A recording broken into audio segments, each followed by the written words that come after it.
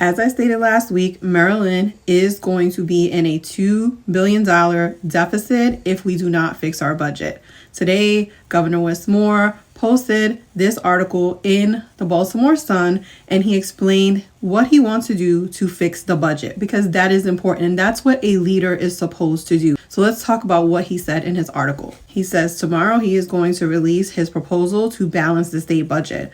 He says for the third year in a row, we will not raise sales tax or property tax. And I know this is important to people because they're complaining about their assessments.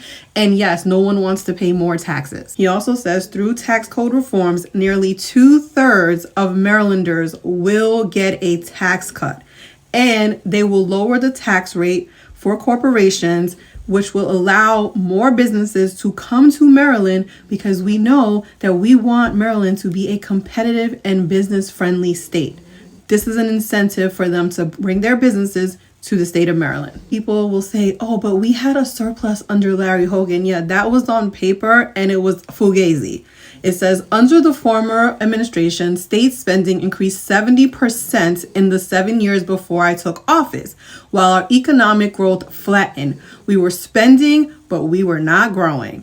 Emergency COVID money from the federal government papered over a structural deficit that had been predicted by experts since 2017. What we do know is that Larry Hogan created a very small government where he was not staffing, he was getting COVID money, and he put money into the rainy day fund because he was not spending money on things that were actually needed. He was not spending on public safety, transportation, healthcare, education, and he also left the state understaffed.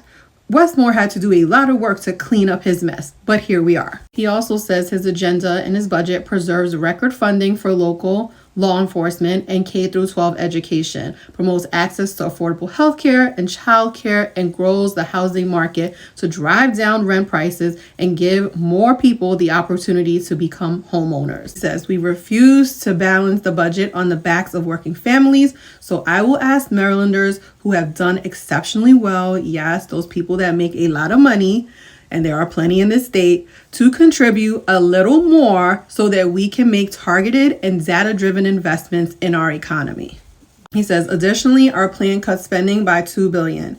This is important. What we need is to be able to reduce the deficit, be able to bring in more streams of revenue, and be able to also balance the budget by cutting waste and be able to still provide the services that people need. The governor is doing exactly what he's supposed to do, which is propose a budget. The General Assembly now will take this proposal and decide what is the best course of action for the state. I think the most important part of this proposal, which people will try to overlook, is one, he said 2/3 of people would get a tax cut. That is important. Two, he said property taxes as well as sales tax will not increase, and the rich will have to pay more taxes.